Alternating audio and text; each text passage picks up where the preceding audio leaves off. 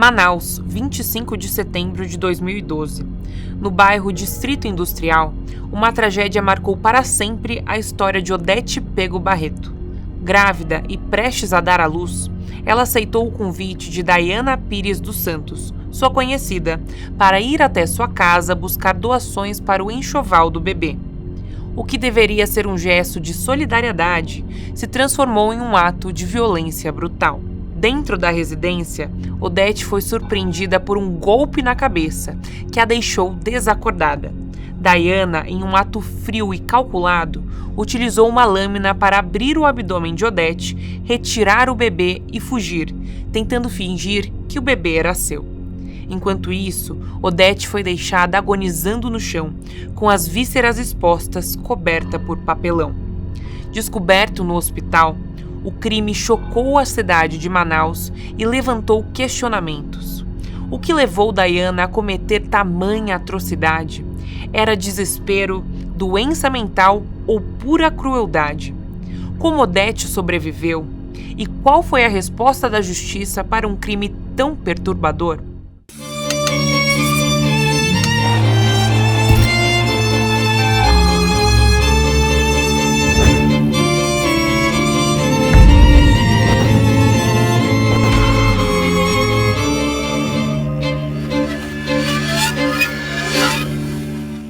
Bem-vindos ao Investigação Criminal True Crime, o programa que explora os detalhes mais profundos dos casos que chocaram o Brasil e o mundo. Eu sou Carla Albuquerque, jornalista investigativa, e estarei com vocês para desvendar os acontecimentos, as motivações e as consequências de crimes que marcam a nossa sociedade.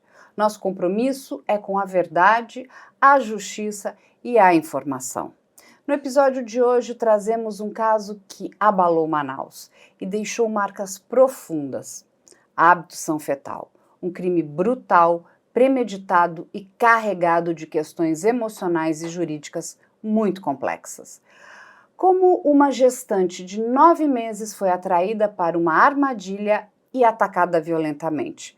Quais foram as motivações da acusada e os impactos para as vítimas? Para nos ajudar a entender as intrincadas questões legais por trás desse crime, temos hoje uma convidada muito especial, a doutora Hannah Selton, advogada, criminalista, que se dedica inclusive ao estudo desse tema com a renomada criminalista americana, doutora Ann Burgess.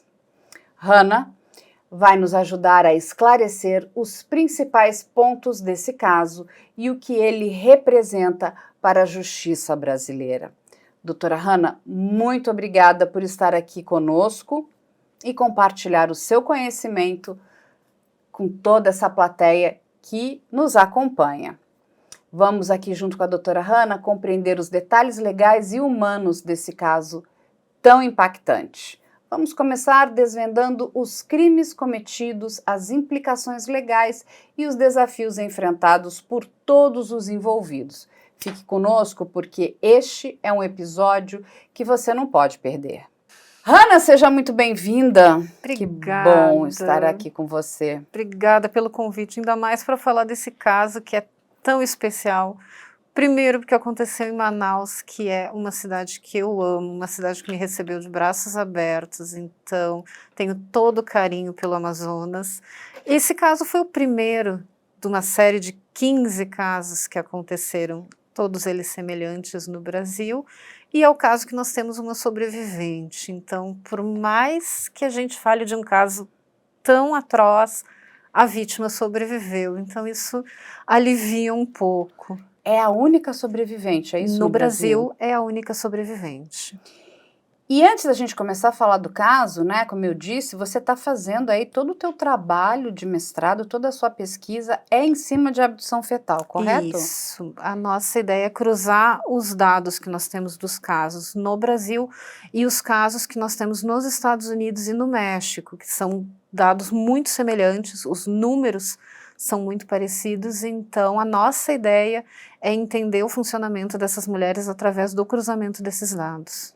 E como passa, né, pela área da psicologia forense também, A Hannah me contou que está fazendo isso com a ajuda e apoio da doutora Ann Burgess lá nos Estados Unidos, é isso? Isso, Com aquela fera. Nossa, foi uma honra enorme ter o contato com ela, e hoje ela tem 88 anos, e ela segue trabalhando, segue pesquisando, publicando, então é uma inspiração para nós, não só em termos acadêmicos, mas uma inspiração de vida, assim, porque ela tem uma lucidez, uma vivacidade incrível. Tomara eu chegue aos 88 como ela, e ela aceitou, ela recebeu esse meu trabalho de braços abertos, porque até então só havia um trabalho focado nisso lá, com os 21 casos americanos, e inclusive eles não tinham ideia que nós tínhamos, na época, quando eu fiz o contato com ela, nós tínhamos 13 casos no Brasil, hoje já são 15, e eles não tinham ideia que os nossos números eram tão grandes.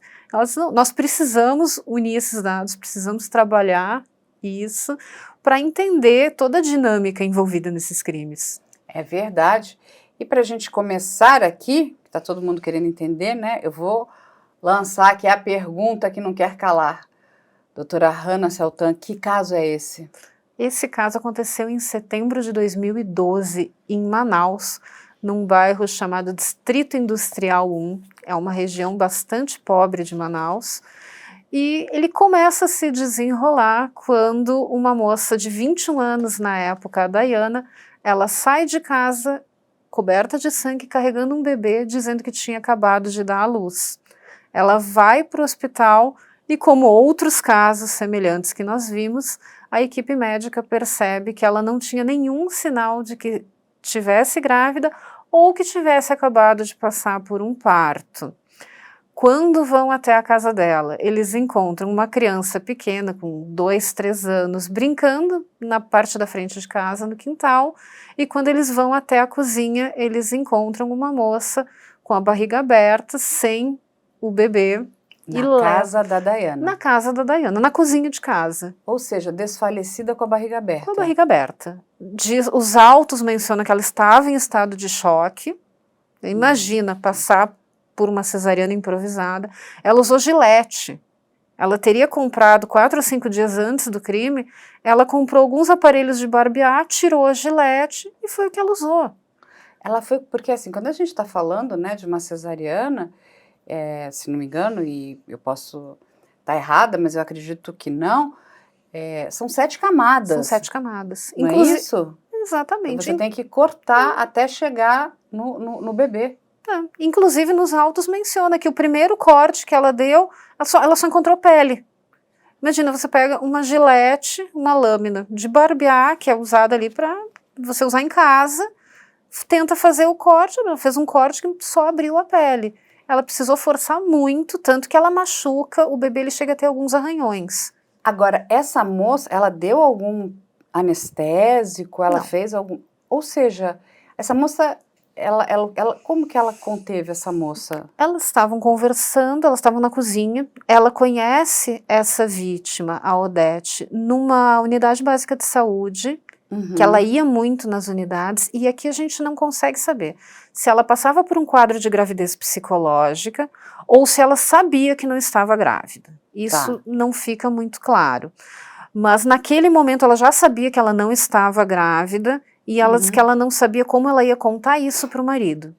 Aí você imagina, uma moça de 21 anos preocupada em como dizer para o marido que não estava grávida. Ela tinha a vida toda pela frente. Sim. E assim, 21 anos é muito jovem. aí ela resolve criar uma história mirabolante de uma gravidez inexistente. Exatamente. E aí ela precisa, no final, Ela precisa, 9 meses tem que nascer um bebê. como as outras dizem, ela precisava de um bebê, porque ela precisava mostrar esse bebê para o marido. Ela convida essa moça que ela conhece no posto de saúde para ir na casa dela. A moça, inclusive, está com um filho pequeno, que é essa criança de 2 anos que foi encontrada na casa. Ela chega a ter o cuidado de colocar a criança para brincar na parte externa da casa para a criança não presenciar nada. Elas estão conversando na cozinha, a Odete está em pé na pia e ela chega por trás com uma tábua de carne, acerta na cabeça. Quando a vítima cai, aí ela pega as lâminas que ela já tinha deixado separada e começa a abrir. E aí Ou ela seja, a retira o bebê. vítima fica desacordada. Fica desacordada, mas viva. E quando ela começa a cortar, a pessoa deve pelo menos recobrar um pouco dos sentidos ou não? Não. Não tem esse detalhe? Não tem esse detalhe nos autos. E ela, porque ela tem que também, né, Hannah, prestar depoimento na delegacia. O que ela fala no depoimento dela? Que ela foi acertada do nada, ela não sabia o que tinha acontecido, e depois ela volta a ter um mínimo de consciência, ela já está no hospital. Os autos mencionam que quando o resgate chega, ela estava em estado de choque, o que imagina, é totalmente compreensível. E assim, perdendo sangue, Perdeu né? muito sangue, ela ficou alguns dias inconsciente no hospital. Ela ficou inconsciente Ela ficou inconsciente por muitos dias. Mas o que a Diana relata no depoimento dela? Que ela fez isso, ela explica como foi feito, como que ela cortou? Ela disse que ela tinha deixado as giletes separadas, ela tinha comprado essas lâminas de barbear alguns dias antes, diz que ela chegou a pensar em convidar ela em outro dia, mas aí ela meio que perdeu a coragem, e aí naquele dia, ela disse, não, tem que ser hoje, ela deixa essas lâminas separadas, e aí elas estão em casa conversando, assim. Então, e a Diana já tinha um filho? Não, quem já tinha um filho era a Odete, era a vítima. A vítima. Tanto que ela tem esse cuidado de colocar a criança do lado de fora de casa para a criança não ver o que ia acontecer. Muito lúcida, depois a gente vai entrar nessa questão da lucidez dela. Né? Mas tanto que perguntam se ela pretendia fazer alguma coisa com a criança, ela diz que não, de jeito nenhum, ela não tinha nada contra a criança, ela ia abandonar a criança na rua perto de um posto de saúde para a criança ser encontrada. Entendi, mas na cabeça dela, quando ela vai arrancar o bebê da barriga da vítima, ela queria que a mãe natural morresse ou não? Essa não era a intenção dela? Não. Conforme a defesa, ela queria pegar o bebê. Era só o bebê, ela só queria... Ela queria roubar o bebê, na verdade que eles falam subtrair, né? É a justificativa da maioria delas, eu não queria matar, ela que morreu, eu só peguei o bebê. Entendi. E ela não prestou nenhum socorro para essa vítima ali? Largou ela ali, largou, saiu com o bebê. E vai até o hospital. Vai para o hospital. Eles percebem que além de ela não parecer ter dado à luz recentemente, o bebê tinha alguns arranhões, assim, muito leves, mas eram arranhões que não eram muito comum de acontecer num parto normal. Ou seja, muito parecido até com a história da grávida de Canelinha. Exatamente. Que o bebê também estava machucado, né? Ali estava bem machucado, porque a Rosalba utiliza um estilete, né? Então eram vários cortes, então eram alguns arranhões muito sutis, mas a equipe médica, imagina, eles são acostumados, eles trabalham com isso o tempo todo, então eles viram que não era. Agora, que incrível, né, essa equipe médica que tem aquele estalo, falou, tem alguma coisa errada, esse bebê não é dela, e aí começa aquela questão, onde está a mãe dessa criança? E em paralelo, a vizinhança percebe, primeiro, tem uma criança sozinha numa casa que alguém acabou de dar à luz, tem um menininho de 2 anos brincando na parte da frente da casa, e eles ouvem alguma coisa estranha dentro. Quando eles entram, eles encontram a Odete desacordada na cozinha. Ela disse que depois ela pensou que ela tinha um buraco que ela ia enterrar e ninguém ia encontrar.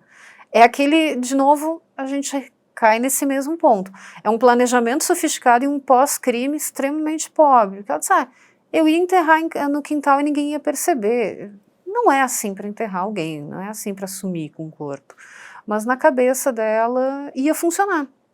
Sim, porque ela tem problemas cognitivos sérios, e a fala dela, assim, é muito fria, muito simples. Não, eu queria pegar o bebê, eu ia deixar a criança de 2 anos na rua para ela ser encontrada, eu ia enterrar e ninguém ia perceber. Não tem como isso dar certo. Ou seja, isso acontece à tarde, é isso? À tarde. Aí ela... Acho que foi pela manhã ainda. Ainda não tinha passado? Não tinha virado meio-dia ainda.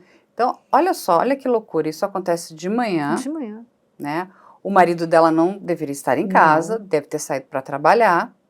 A gente sabe se a Diana trabalhava, o que ela fazia? Não, a gente não tem essa informação. Aí ela vai convidar essa mulher, que é a vítima. Que ela conheceu num posto de saúde, ela disse que ela tinha alguns itens do enxoval sobrando para doar. Nunca aceitem nada de doação, Nunca gente, tá ficando difícil. Se aceitarem alguma coisa de doação, vão com o marido, namorado, pai, irmão, vai com um todo grupo mundo de pessoas, porque olha o perigo, né?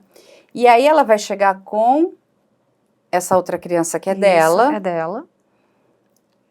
A criminosa vai tirar a criança de perto da mãe, deve dar um brinquedo, alguma coisa para a criança brincar, e aí bate na cabeça da Odete, Isso. abre a barriga e vai retirar o bebezinho. Exatamente. E vai para o hospital plena.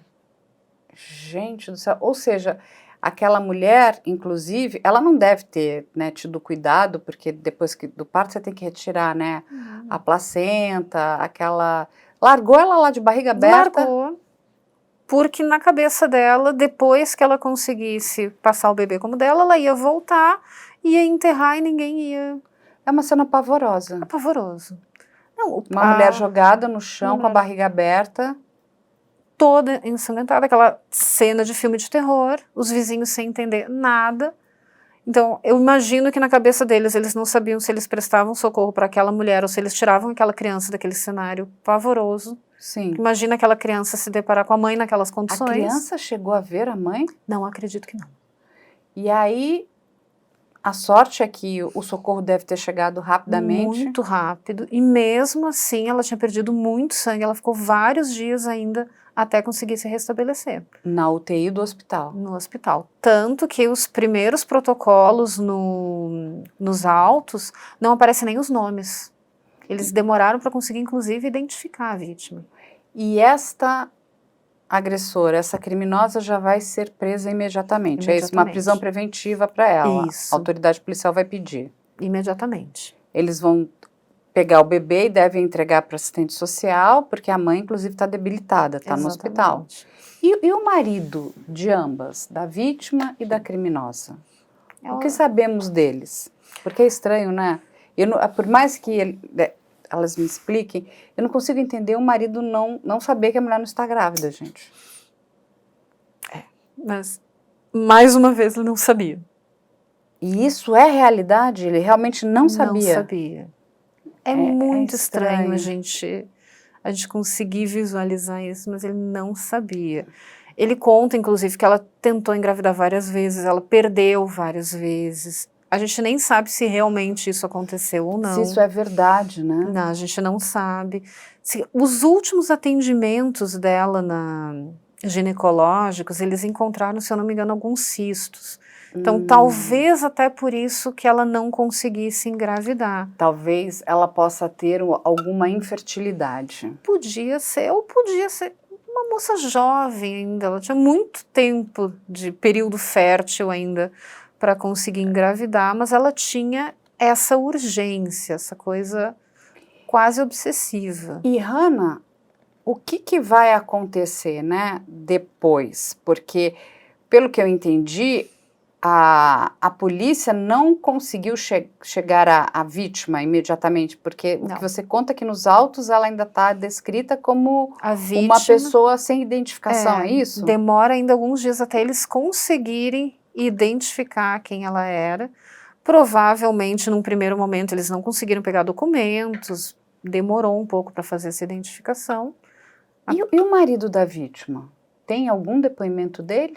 Eu não me lembro, eu acho que não. Coitado, esse homem deve ter ficado também em estado de choque, né? Imagina. Por mais que seja uma pessoa simples, gente, é um horror, é uma agressão, é uma violência.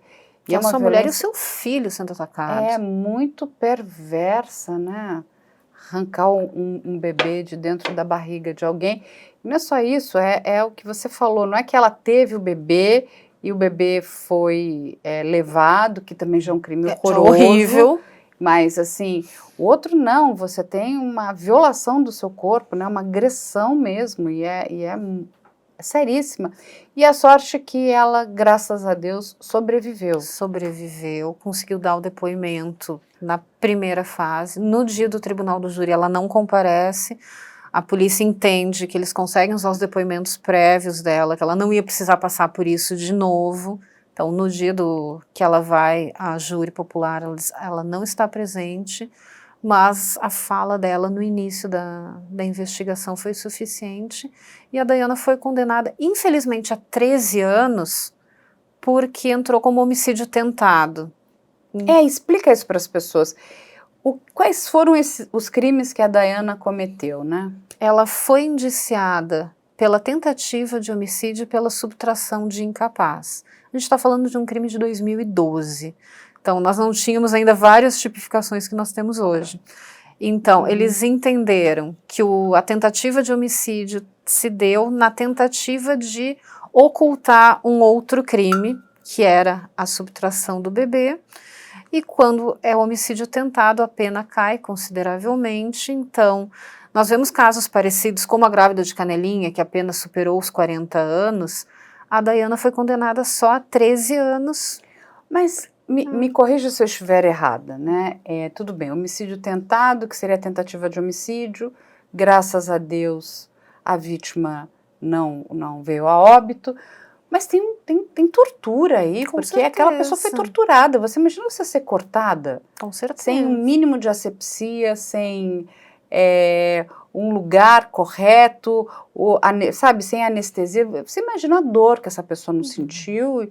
Isso não é tortura? Com certeza. Mas isso o Ministério Público não pediu. Não. E a defesa dela também não recorreu da sentença, porque realmente, você fazer tudo o que ela fez e ser condenada só a 13 anos, eu também não teria recorrido, porque foi uma pena bastante branda. E me conte uma coisa, esta criminosa passou por testes criminológicos? Como é isso?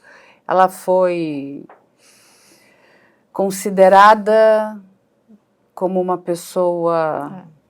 Esse caso ele é curioso por isso, pelas estratégias que a defesa adotou. E não é de maneira alguma uma crítica à defesa da Dayana. Não, eles só pra fizeram gente o trabalho entender. deles. Ela teve quem? Ela teve advogados ou ela teve a defensoria? Ela teve advogados e em um primeiro momento, na primeira fase processual, eles pedem o incidente de insanidade, Tá. porque tudo isso que a gente discutiu vem da fala da própria Dayana.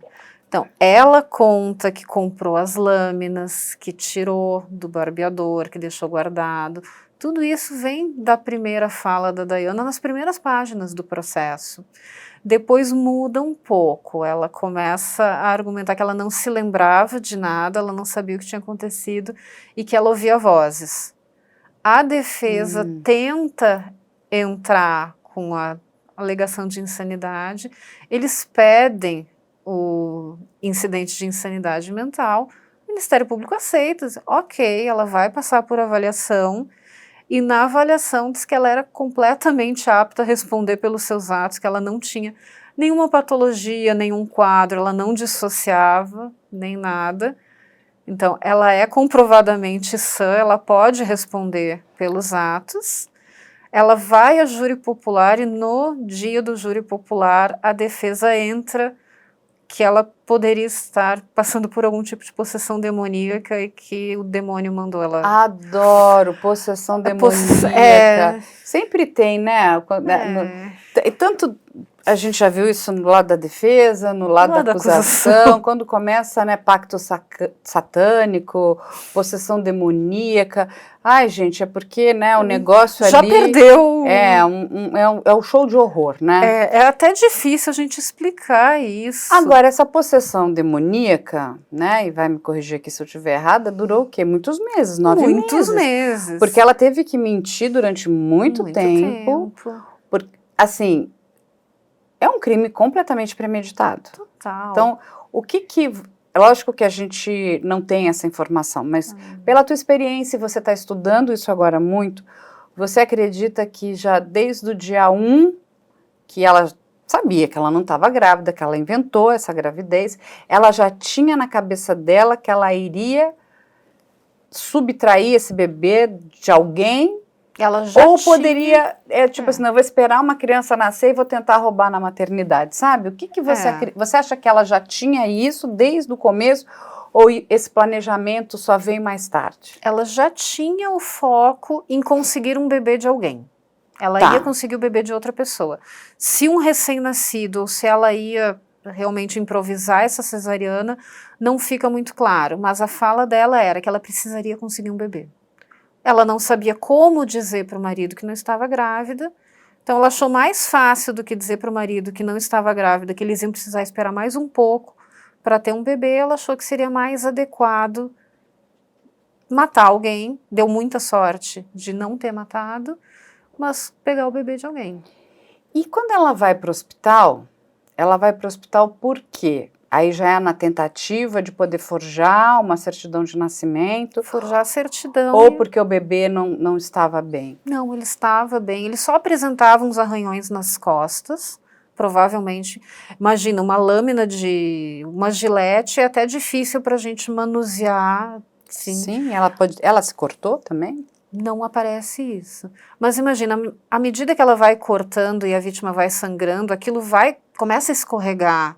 Então é muito comum. Sim, o sangue é viscoso. Até com faca, às vezes, em esfaqueamento, a pessoa acaba se machucando porque a faca escorrega. Então imagina uma gilete. Então o bebê tinha alguns arranhões, então ela vai para o hospital para conseguir o registro do bebê e eles percebem que aquele bebê não parecia ter nascido dela. Não sei como ela justificou esses arranhões no bebê. Eu lembro que a Rosalba, que a menina tinha alguns cortes, ela disse que ela deixou o bebê cair enquanto fazia o parto. Para justificar aqueles cortes de estilete, eram cortes completamente retos, mas ela disse que não, que ela deixou o bebê cair no chão e o bebê se machucou. Não sei como a Daiana justificou esses cortes, esses arranhões, mas no hospital eles perceberam imediatamente que não era dela. Entendi. E aí, só para a gente terminar, né, esse primeiro recorte aí do que aconteceu, né, porque olha o que a Hannah nos conta, que ela teve um planejamento bastante elaborado, né, no pré-crime, aqui na cabeça dela, né, porque ela, no sentido de que ela não seria pega, enfim, ela vai planejar, né, retirar esse bebê. Ela deve ter consultado, possivelmente, algum site, alguma informação, a polícia chega a dizer isso, ela vai investigar, porque, né, como retirar o bebê, como fazer uma cesariana de emergência. E é isso que chama atenção, porque além de ter sido o primeiro caso brasileiro, não tem o registro de ela ter feito essa busca. Então, é muito comum a gente se perguntar, da onde veio essa ideia? Porque, assim, de maneira nenhuma é válido você roubar um bebê, mas que ela tentasse encontrar um recém-nascido, roubar esse bebê, sair correndo, eu não sei. Mas como é que passou na cabeça dela, se eu vou pegar uma lâmina de barbear, eu vou abrir uma pessoa e tirar... Ela tentou um planejamento, e que não é um planejamento simples, um planejamento de muitos dias, de talvez muitos meses. Aí ela tinha que achar a vítima, onde ela vai procurar essa vítima, como é que ela vai fazer a retirada desse bebê. E aí chegou no dia do crime. O que ela não sabia é que o sangue é algo extremamente viscoso. Ela não estudou medicina, né, gente? Não é uma coisa sangue fácil de você lidar. A quantidade de pessoas, né, que principalmente quando vão usar arma branca, que é uma faca, uma tesoura, algum objeto cortante, né, acabam se machucando também. Exatamente. Porque naquela troca de fluidos, aquela coisa começa a escorregar. E a pessoa acaba se cortando, acaba se machucando. Agora imagina uma gilete que não tem um cabo, não tem nada para empunhar. Ela, pelo que eu entendi, se é de um aparelho de barbear, é aquelas pequenas. Deve ser aquelas giletes. E elas são extremamente afiadas. São muito flexíveis, muito moles, então e elas têm corte, fio dos dois lados, dos dois lados. Ou seja, ela não deve ter usado nenhuma proteção, tipo uma luva cirúrgica, para, né? Não sei, não sabemos, né? Não sabemos porque isso não está no processo. Aí, ela devia estar muito adrenalizada para entrar nesse estado. Porque conversando até com o marido da doutora Hannah, que é o Christian, ele conta que a pessoa, quando ela está ali no momento, né, na atividade criminosa, de fato, ali, ela entra naquela coisa de muita adrenalina, né? Então, ela vai fazendo, e é como se algo dissesse para ela não parar, né? Ela vai retirar o bebê. Ela já tinha, olha só como tudo dessa mulher não dá para, né, aplicar a insanidade. Ela tira a outra criança de perto, dá um jeito dessa criança estar brincando do lado de fora, se entretendo para não ver aquele show de horror, E que a gente vê também que a tese de possessão demoníaca também não vai. Não é? Seria um demônio muito preocupado em tirar a criança de perto. Aí ela vai vai bater na cabeça, essa mãe vai desacordar, ela começa a cometer, né, a sequência de golpes com essa gilete. O crime vai arrancar essa bebê, larga a mãe caída no chão, sangrando, perdendo sangue, né? Então, no meio da cozinha. Gente do céu, e aí ela vai pro hospital, porque ela precisa o quê, né? Dali pra frente, digamos que ela tivesse tido sucesso. Ela precisa registrar essa criança. Exatamente. Então ela vai para o hospital na tentativa de fazer o registro dessa criança, dizendo, olha, a criança nasceu em casa. E ela diz que ela mesma fez uma cesárea nela mesmo? Não, foi parto normal. Ah, tá certo. E um parto normal, a criança ainda sai cortada. Né? Eles acham que pensam em tudo, mas não. Exatamente. Aí, o que acontece? Aí ela volta. Ela chegou a voltar para casa dela e ver a cena ou não? Não. Ela já fica automaticamente presa. No geral, eles vão segurando a pessoa um pouco mais para tentar entender o que aconteceu. Que foi o que aconteceu em Porto Alegre também. Eles ficam segurando a Paula por muito tempo até entender a dinâmica daquilo. Mas olha só, então, ela tá lá na delegacia com os policiais, eles estão tentando saber o que aconteceu, aonde está a mãe dessa criança, se isso aconteceu, porque pode ter, enfim, ela ter cometido esse crime em qualquer lugar. Ela pode ter pego um bebê que já tinha nascido. Vamos lembrar da própria grávida de Canelinha, que ela vai levar aquela mulher, né, infelizmente a vítima, para um local que parece uma olaria. Não era a casa dela. E aí os vizinhos vão encontrar uma criança, né, meio desorientada, porque é uma criança muito pequena, e vão encontrar a vítima caída, em estado de choque, vão chamar o socorro, essa mulher é retirada, mas aquilo é um local de uma cena de crime. Exato. Quem vai fazer a colheita de vestígio é a mesma equipe, Hannah, que estava com a criminosa? Eu acredito que não, até porque elas não são levadas, elas não estão no mesmo hospital. A Dayana vai para a maternidade, que se eu não me engano é a maternidade Ana Braga, e a Odete, quando é resgatada, ela é levada para outro hospital.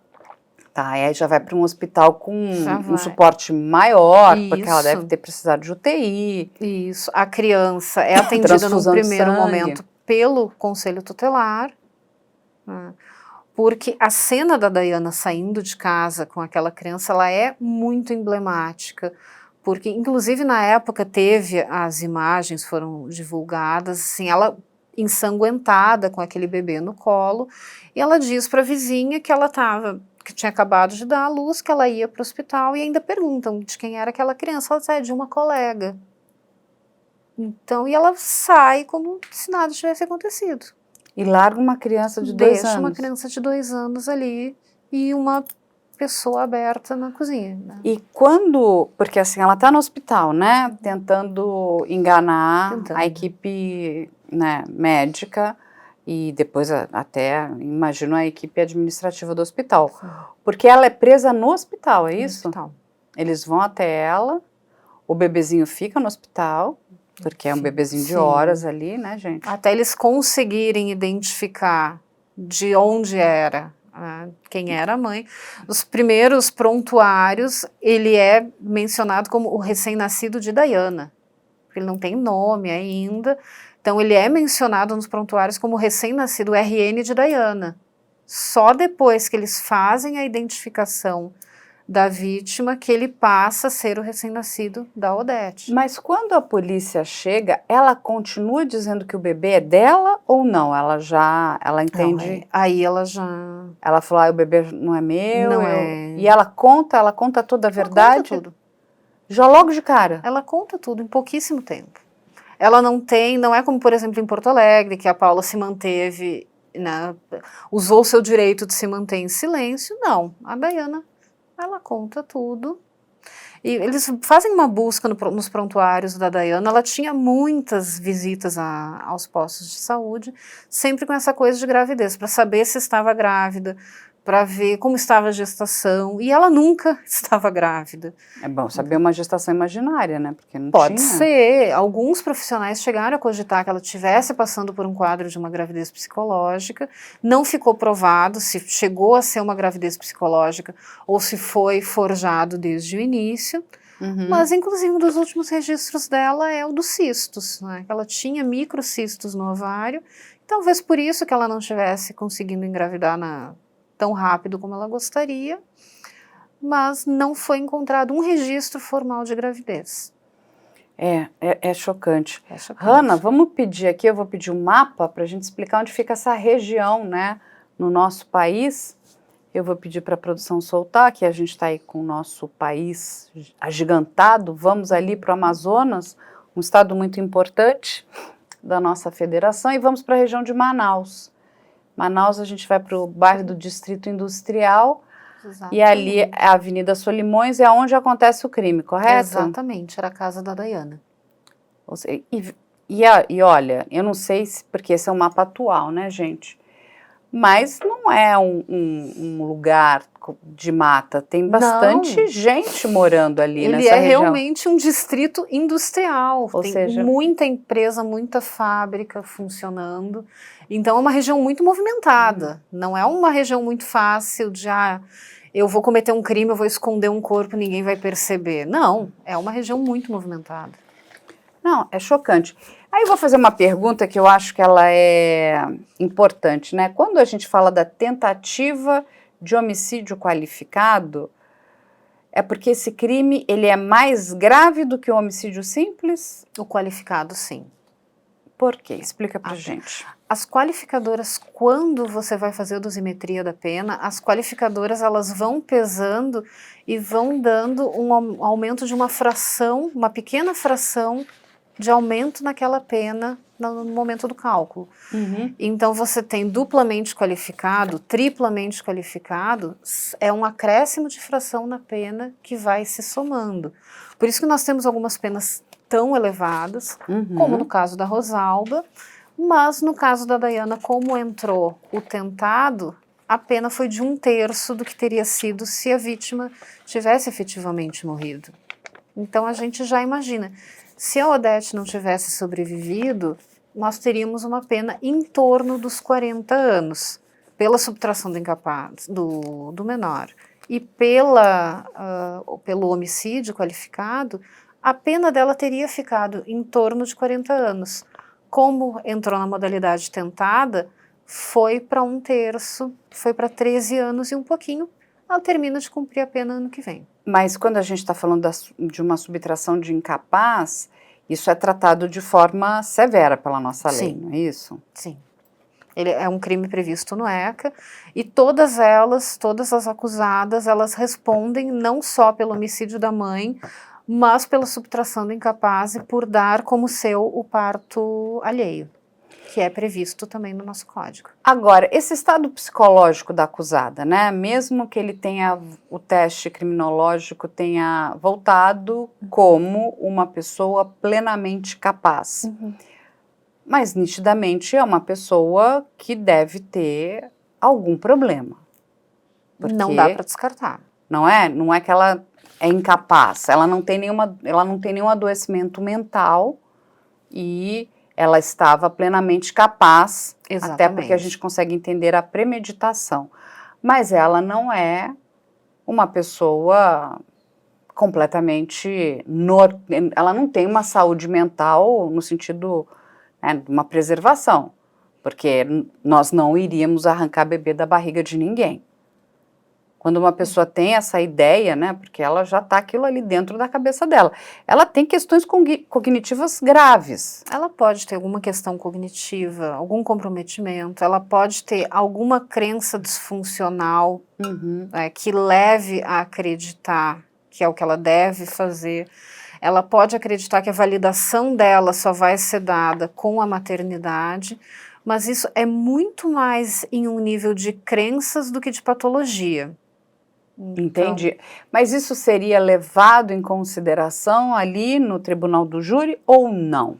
Muito difícil o tribunal do júri acolher essa tese, pode acontecer, lembrando que o tribunal do júri são pessoas da comunidade, da sociedade, isso é uma questão muito delicada. O próprio promotor do caso, o doutor Rogério, ele fala que ele não se sente muito confortável com o julgamento pelos pares, pela comunidade, porque eles não têm o compromisso com o julgamento técnico. Então, se a defesa consegue realmente emplacar essa teoria de que a pessoa tem um comprometimento muito severo, o conselho de sentença pode entender que essa pessoa deveria ter algum relaxamento, algum atenuante. Aí deixa eu te fazer uma pergunta, eu não sei se isso foi levantado durante o processo. Essa agressora, ela teve algum problema anterior? Ela já tinha cometido crimes anteriormente? Não. Ou ela traz algo, né, da vida dela pregressa, tipo, olha, sofri abuso, enfim, o meu marido estava aqui me pressionando para ter filhos, isso poderia ser o fim do meu casamento. Ela traz alguma dessas questões ou absolutamente nada disso? Não, ela não tinha antecedentes criminais, ela não tinha cometido outros crimes, não se sabe como era a relação com o marido, mas o que fica muito evidente na fala dela, ela diz que ela não sabia como ela ia dizer para o marido que ela não estava grávida. É muito mais uma questão de uma frustração do que de uma cobrança. Então não fica muito latente se o marido tinha gravidez como uma moeda de troca, do tipo, se você não engravidar, se você não me der um filho, eu vou embora. Isso não aparece. É muito mais uma questão dela do que do núcleo familiar. E quando a gente pensa no marido dessa agressora, como é que ele se comportou? A gente tem essa informação? Eles continuam casados? Não sei se eles continuam casados. A tendência, a gente sabe que normalmente quando as mulheres são presas, os parceiros rompem o relacionamento. Tá. Isso é muito comum, independente da causa da condenação. Do crime, né? As filas enormes que nós vemos para visitar os parceiros são nos presídios masculinos. Nos femininos, isso não se repete. A tendência é que os homens abandonem as suas esposas criminosas. As suas esposas, mesmo quando eles estão envolvidos no crime. No crime mesmo. Às vezes ela entra no tráfico por influência dele, alguma coisa, mas quando elas são condenadas, os parceiros costumam abandonar. Então, não sei como foi no caso da Dayana, mas acredito que eles não estejam mais juntos, mas a fala dele, ele realmente não sabia, ele acreditava que ela estava grávida, e ele relata que ela já tinha engravidado outras vezes e que ela tinha tido alguns abortos espontâneos. Agora, o delegado deve ter conversado com ela, né? Ela se arrependeu do que ela fez. Ela não demonstra arrependimento. Ela, em nenhum momento, né, mostrou empatia pela vítima, porque, assim, ela tinha consciência que ela podia matar aquela mulher? Sim. Isso para ela era irrelevante? Inclusive, ela esperava que a vítima morresse. Ah, ela esperava? Ela esperava, porque ela dizia que a vítima teria morrido, ela teria enterrado e ninguém teria encontrado. A fala dela é muito simples, num sentido de frieza, porque a fala dela é essa, ela imaginou que quando ela voltasse para casa a vítima estaria morta, ela iria enterrar, ela tinha já um terreno ali, um buraco, não era um buraco ainda, mas ela ia ampliar aquilo ali e ia colocar para dentro e enterrar e ninguém ia perceber. E aí a gente está falando, né, muito daqui da criminosa, né, mas eu acho que é super importante a gente poder falar da vítima também. Quais são os direitos da vítima? Porque essa moça passou por um horror. Ela passou por um horror muito jovem, ela tinha 22 anos na época. Ela tinha toda uma vida pela frente, tinha um filhinho pequeno. Então, se você analisar mesmo, ela teria direito a ter todo um amparo do Estado. Então, ela deveria ter tido acompanhamento médico, acompanhamento psicológico. Muito acompanhamento psicológico, né? Você imagina o trauma dessa mulher.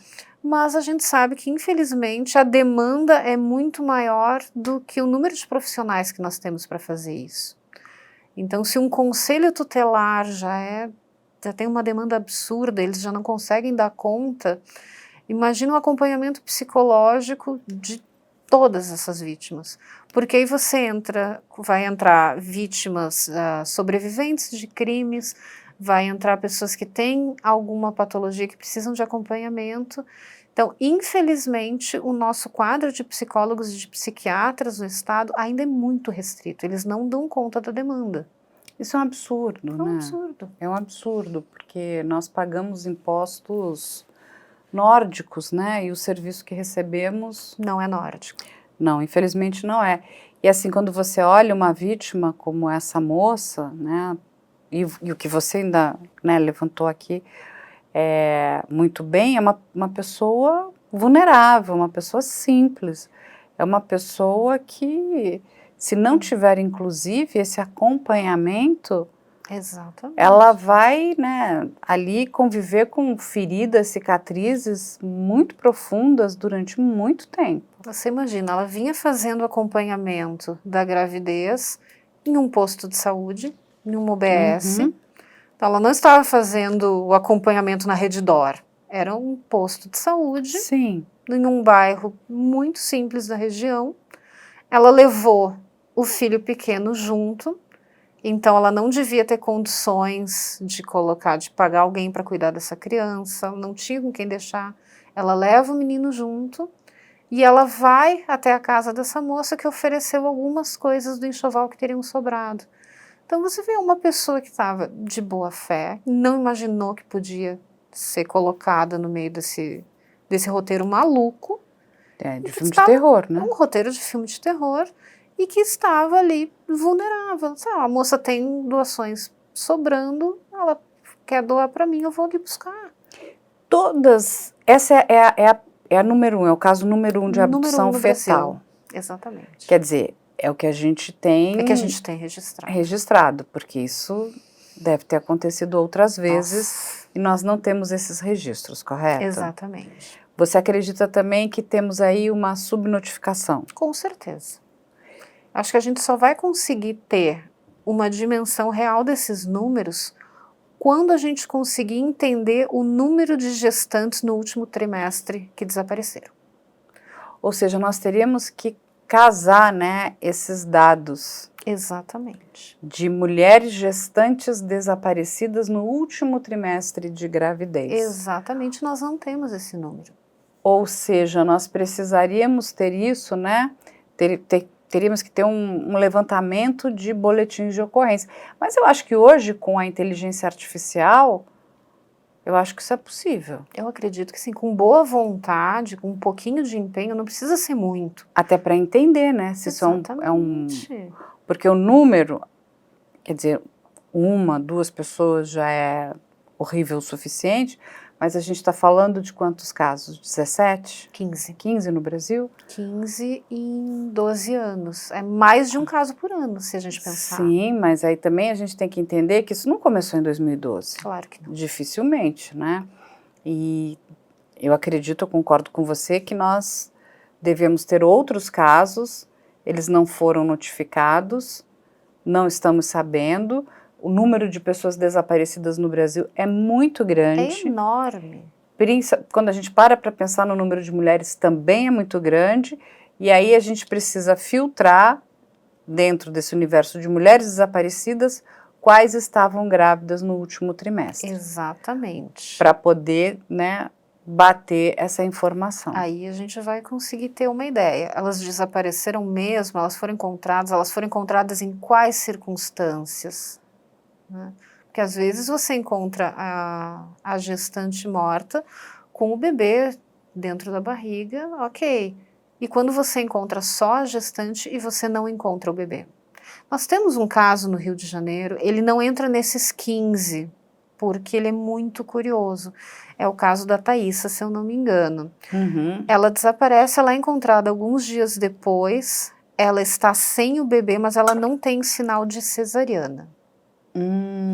Então, se acredita que que o parto dela pode ter sido induzido, um parto normal. E alguém subtraiu o bebê. Alguém subtraiu o bebê. e não, esse bebê nunca foi encontrado. Então, Mas ela relata que o bebê foi roubado? ela foi encontrada morta. Ah, ela foi encontrada morta? Ela foi encontrada morta sem o bebê, mas sem sinais de cesariana.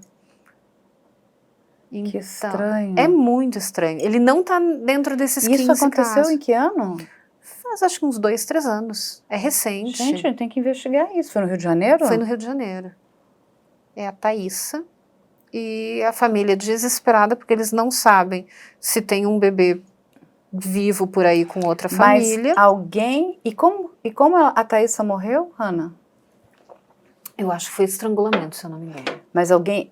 Foi encontrado ou encontrada, né, a pessoa que comete esse estrangulamento? Não. A gente tem o corpo dela encontrado perto de uma linha de trem. É um crime sem solução. É um crime sem solução, que está em aberto no Rio de Janeiro. Então, esse é um caso que pode ter sido assim. É um caso que merece uma investigação. Uma investigação. Né? Eles podem ter conseguido, de alguma maneira, induzir a um parto normal. Ela teve o bebê e é esganada. Algumas pessoas cogitaram que ela poderia ter morrido em uma tentativa de aborto. Tá. A família diz que, primeiro, já era muito avançado a gestação, não seria um momento para tentar um aborto, e que ela não teria manifestado interesse de abortar, ela queria ter aquele bebê. Uhum. Mas a gente não pode excluir nenhuma possibilidade. Então, o que a gente tem de concreto é uma moça grávida encontrada morta, sem o bebê, mas sem o corte. Então, esse seria um caso que ela teria dado à luz e teria sido morta. E deixa eu te fazer uma pergunta aqui curiosa. Todos esses casos que você está estudando, todas essas mulheres foram atraídas com a desculpa de que elas receberiam um determinado presente, uma ajuda, uma doação? É sempre assim? Boa parte delas, sim. Nós temos outro caso também nessa região, na verdade não foi em Manaus, foi em São Sebastião do Atumã, que é ali nas proximidades. Inclusive é um caso mais complicado porque a gestante, que era a Caroline, ela apresentava um quadro de oligofrenia, que é o que antigamente as pessoas chamavam de retardo mental. Hoje a gente não usa mais essa terminologia, ela é muito ultrapassada, a gente fala em oligofrenia. Tá. Então, a Caroline estava grávida, ela tinha, eu não vou me lembrar se eram 18 ou 19 anos, mas ela era muito jovem, e eles convidam ela para sair para comer um lanche. E ela era uma moça... Uma moça de 18 anos já é muito jovem, mas a mentalidade dela era de muito mais jovem do que os 18 anos que ela tinha. Então eles convidam ela para sair para comer. E ela vai. E ela é atraída pela comida. Ela é atraída pela Mas comida. as outras foi por conta de uma doação? Uma doação, um enxoval, um carrinho. Isso é muito marcante e também é muito marcante nos casos nos Estados Unidos. Sim. Que coisa, é muito não? curioso. É muito curioso. Ah, e você sabe que tem uma questão, até um dado, né, como é importante a gente trabalhar com ciência, para que essas UBSs que cuidam, né, de mulheres no pré-natal, que fiquem atentas, né, porque você acabou de dizer que a Dayana ia inúmeras vezes a um, né, posto de saúde, buscar saber se estava grávida, tentar fazer um pré-natal, mas que pré-natal? Entende? Já é um red flag aqui. Falou, opa, exatamente. Essa mulher está precisando talvez de um acompanhamento, né? Enfim, exatamente. Um especialista, porque é aquela tá primeira grávida, leitura do profissional. Está vindo muitas vezes procurar ajuda, enfim, para fazer um pré-natal de uma gravidez que ela não tem. Exatamente. Isso não é normal. Então, tipo, sabe, entrar no sistema e deixar isso claro, né? Exatamente. É aquela primeira visão do profissional que ele tem que ter, aquela sutileza que nem sempre dá. Mas, de novo, também esse profissional também precisa ser treinado para ter esse olhar. Falar, olha, essa pessoa, essa mulher talvez esteja precisando de ajuda. Eu não digo que você tem que carimbar a pessoa, não é isso que eu estou falando. Não. Mas ajuda no sentido, ela vem aqui muitas vezes tentando saber se está grávida. E sabe que não está. Aí é dito para ela que ela não está grávida e ela vem procurar fazer um pré-natal. Essa pessoa está precisando de ajuda, de um tratamento, né? da psicologia, ou mesmo, a gente não sabe se ela pode estar também tendo algum adoecimento mental, da psiquiatria. Então, assim, é uma questão de... Porque isso pode virar um problema mais sério, pode virar um crime, olha Com aqui. certeza. Eu não estou dizendo que as mulheres, né, todas Não. vão fazer isso, mas se de repente, naquele momento, você dá o cuidado, dá a atenção que ela precisa, inclusive até para ajudar, olha, você está com dificuldade de contar para o teu marido que você não está grávida. Traz ele aqui. Não, então, exatamente, os profissionais vão ajudá-la, né, então, tipo, vamos aqui explicar, e assim, para a pessoa não cometer um ato tão absurdo, tão atroz, tão abjeto, tão perverso, que é matar alguém para arrancar o bebê de dentro da barriga daquela pessoa. Que é absurdo, né, gente? Mas E a gente sabe que a questão da saúde mental ela é muito negligenciada. Muito. Não é pouco, não. Muito. É muito, é muito. Se a gente tivesse, eu entendo aqui, um olhar mais atento em relação à saúde mental, eu diria que muitos crimes que nós trazemos para cá, eles não teriam acontecido. Muitos. Mas, infelizmente, isso não é uma realidade. Assim, a saúde mental, ela é deixada muito de lado. Enquanto a pessoa não está com um quadro muito severo, não tem aquela estereotipia, todas aquelas manifestações que as pessoas entendem como um quadro de saúde mental muito grave, isso fica em segundo plano. Não, ela está bem, ela está trabalhando, ela está funcional. Aí até Isso. matar alguém, né? Porque é isso que acontece. E aí, eu vou pedir aqui, gente, pra gente caminhar, né? Porque a Hannah aqui trouxe muita informação pra gente, a linha do tempo, para a produção colocar aqui a linha do tempo e depois a gente vai falar sobre a pena dela. Então, gente, no dia 25 de setembro de 2012, ó, como a Hannah mesmo falou, foi na parte da manhã, às 9 horas da manhã, na cozinha, Diana surpreende Odete com um golpe na cabeça usando uma tábua de carne, causando um desmaio imediato, ou seja, deu uma paulada na cabeça da vítima. No mesmo dia 25 de setembro de 2012, ela vai, né, utilizar uma lâmina, a Daiane abre o abdômen da vítima, retira o bebê e corta o cordão umbilical e a placenta. A criança sofre lesões durante o processo. Aí vamos lá para a próxima. No mesmo dia, para ocultar o crime, Diana cobre Odete com papelão e planeja enterrá-la no quintal assim que ela voltasse, né? Então ainda jogou um papelão em cima da vítima. Ela simula ter dado à luz, sai com o bebê para um hospital, auxiliada por terceiros, que devem ser os vizinhos ali. Diana é presa em flagrante no hospital, né?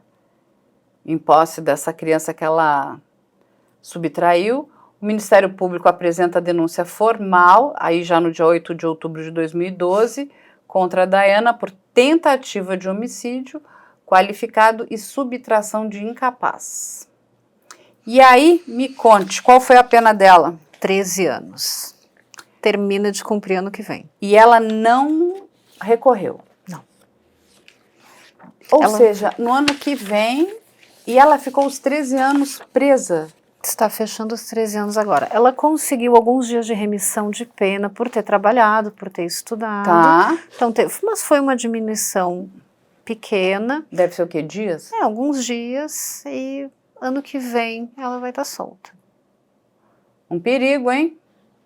A gente espera que ela tenha refletido ao longo desses anos, que ela tenha entendido que nem sempre a gente vai conseguir o que a gente quer e que quando a gente não consegue, a gente não tenta dar um jeito assim tão... E é tão grave, né? Porque assim, eu entendo um casal querer ter filhos, assim, e tem casais que realmente têm muitos problemas, vão passar por muitas questões, enfim, de infertilidade, que pode ser ou do marido ou da mulher, ou de ambos, enfim, ou que possa ter ali alguma doença, né, pré-existente, alguma comorbidade que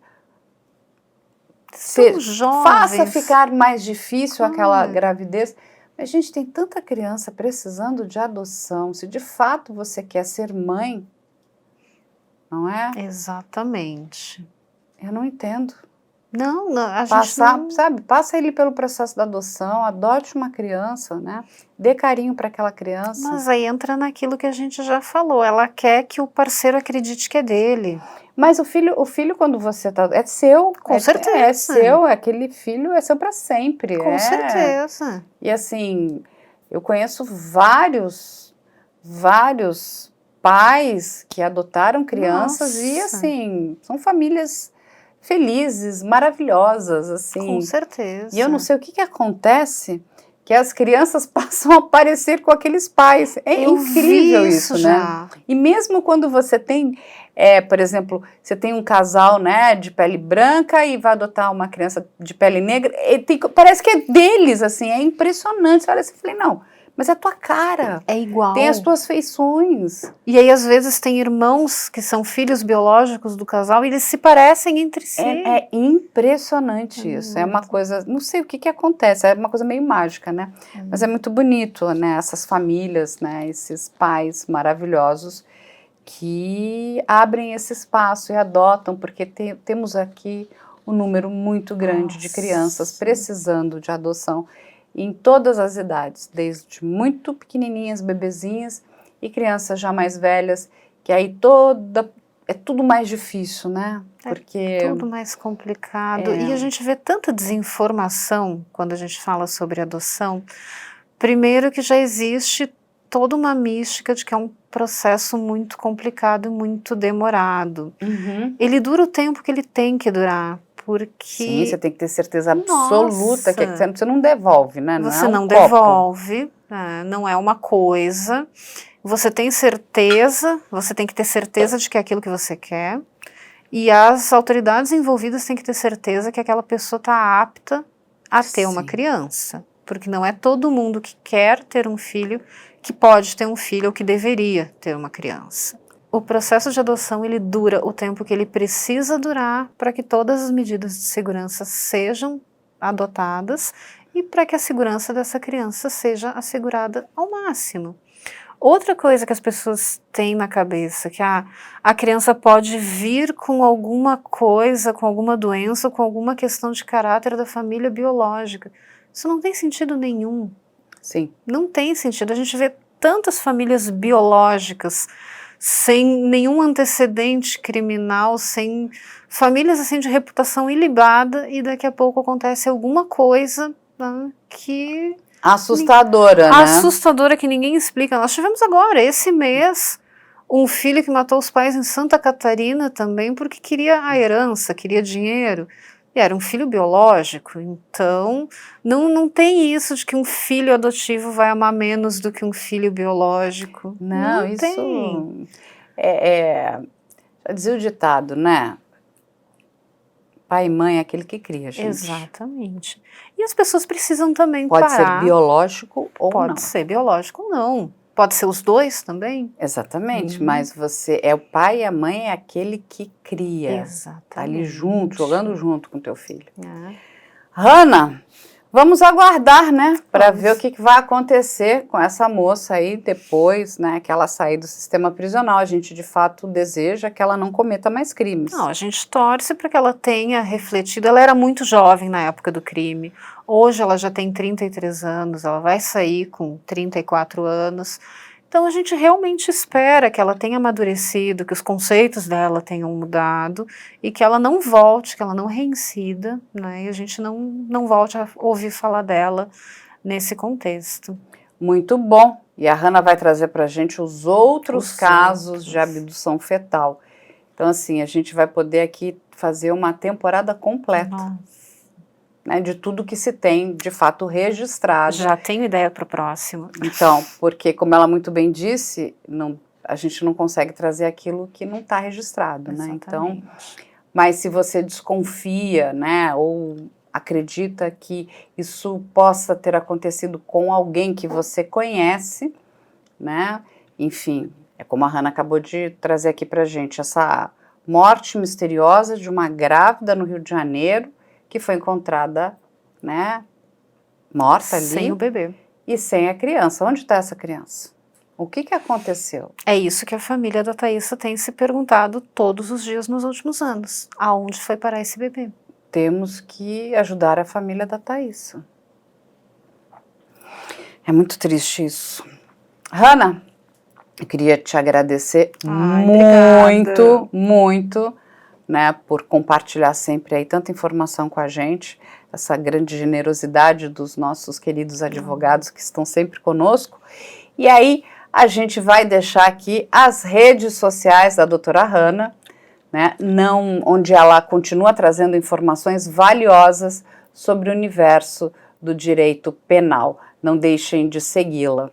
Né? Além disso, convidamos você a nos seguir em nossas redes sociais e a participar enviando suas dúvidas, sugestões, comentários. Você pode entrar em contato com a nossa produção pelo e-mail, que é o ic@medialand.com.br. Ficaremos felizes sempre em ouvir vocês. Gostaríamos também de lembrar sobre o nosso canal de denúncias, que está disponível para todos. Sempre que possível, faremos o máximo para ajudar. Qualquer material que chegue às nossas mãos e que contenha indícios de crime será enviado diretamente às autoridades policiais para devida investigação. E não se esqueçam de visitar o nosso portal de notícias investigativas, o newsic.com.br, onde trazemos informações exclusivas e atualizadas sobre crimes e investigações no Brasil e no mundo. Também queremos destacar as imagens de foragidos da Interpol.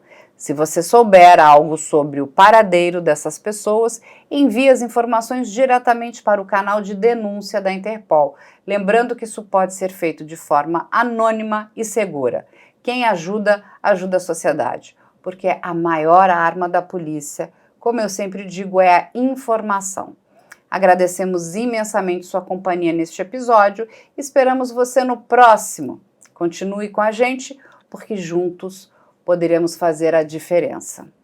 Até o próximo.